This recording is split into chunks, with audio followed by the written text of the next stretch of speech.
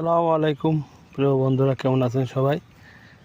আমাদের এটা হলো সে বিখ্যাত ধান। এটা হলো আমার ধান।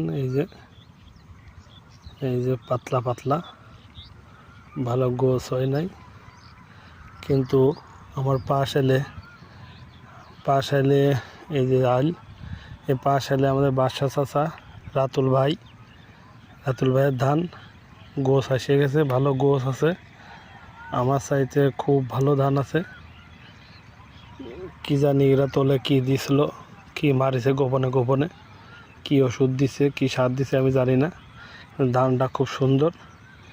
আর আপনি তো জানেন, আপনারা তো সবাই বন্ধুরা জানেন, আমি যে সময় যা সার দিই সব করে ভিডিও প্রকাশ করি।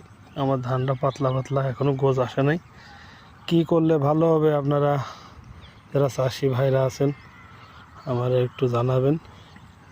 এই যে ধান খুব সুন্দর ধান। এই যে কালো ধান হলো আমাদের রাতুল ভাইয়ের ধান।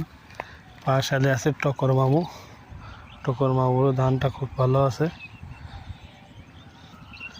পাশে এই যে আপা, রিজাল চাচার আপা, এই যে